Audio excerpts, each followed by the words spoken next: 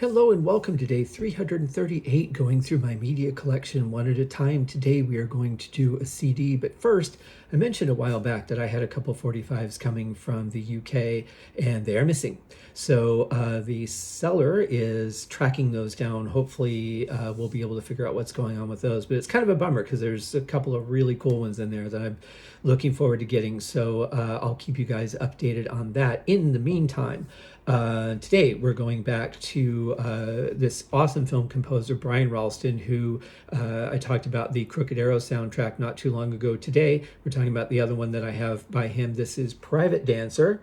Really, really cool stuff. It is. And it actually has some bonus. So this is a soundtrack for the cinematic play Private Dancer, a unique theatrical experience. I did not get to see it performed, unfortunately.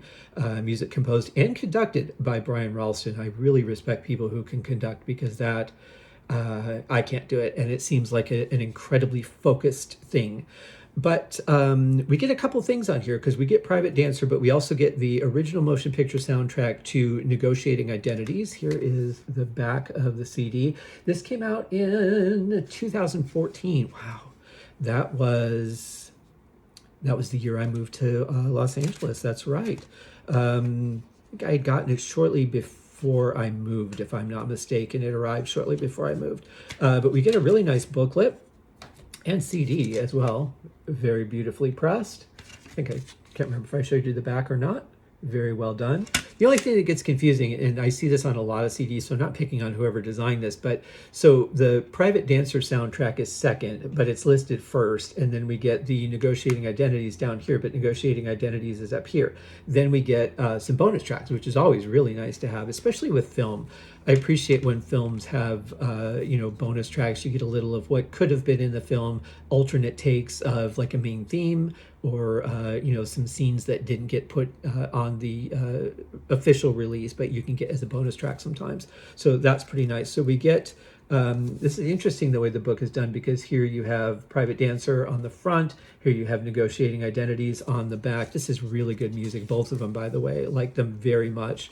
Haven't listened in a while, so I'm going to have to give this one another spin before too much longer. On the inside, we have a very beautifully printed book, I have to say. Always nice to hear the story of what's going on, especially in a project that you can't see. And I need to get better about doing that with the soundtracks I release, since most of those films are unavailable. Very nicely done book here. But the music is very elegant, and it's very well done. There's a picture of Brian. I think that's gonna guess that's when he's at the scoring stage, because it looks like there's a baton there and headphones. So very nicely done, and love that we get the whole story here. I'm gonna assume this is from Brian. Yeah, it must be. So very nicely done. Back of the book, really cool. Really wish people would quit trying to call while I'm trying to tell you guys about my media collection. Great stuff. Brian's an excellent composer. Looking at Discogs, he's got a couple others that I don't have, so I'm going to have to check those out at some point. But in the meantime, I hope you guys are having a great day. We got a lot of bonus stuff coming forward soon for Christmas on the Haskincast podcast. Deep Purple Smoke on the podcast continues on its pace, because that is a song-by-song based podcast in order of album release, and then in order of the songs on the albums. I don't know why I'm so handsy today.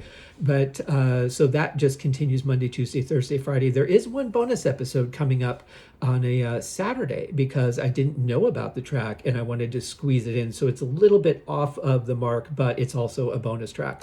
So an unexpected bonus track, I should say, because I only heard of it recently. So that'll be fun to bring out. And of course, that's the one that got banned on YouTube, right? Because it's an obscure bonus track. I think there was only one other one that I had banned on YouTube from that show, and that was the it was one from Turning to Crime. It was one of the cover songs, which, that's kind of understandable.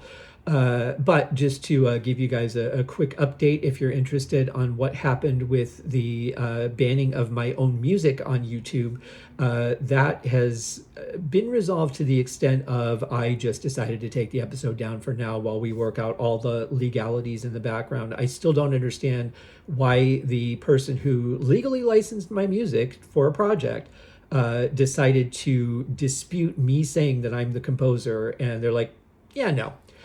The bigger problem is YouTube and their, automated history of just deciding, well, you know what, one of these people is probably right and one of them is probably wrong, so I'm going to pick, I don't know, that guy. And that's how they decide disputes. Completely stupid system. I appreciate them wanting to protect copyright holders as a copyright holder myself. But if you're punishing the copyright holder and protecting somebody who doesn't own the copyright, your system is flawed and it needs to be fixed. And this has happened to so many people. A lot of people apparently are uploading first and then claiming that they own it. And even some major artists have had their stuff taken down because the automated decision maker says, it's probably the other person, and they have no factual basis. I offer to upload the original scoring files, the patch list, the individual tracks, everything to show that I had written that, all encoded with the original dates as well. And their response to that was, yeah, it's the other guy's song. I mean, just stupid. So I decided to take those podcast episodes down. The good news is the audio feeds of those will still air on through Acast, through the normal Haskincast podcast, if you listen on Apple Podcasts, everywhere else. But for my own music, I should be able to put that up on YouTube. But in this case, I can't, at least right now, until we work all that out. Maybe I can re-upload it later. But it's been interesting. So that's the update on that. I hope you guys are having a great day, and we'll see you in tomorrow's episode. Cheers.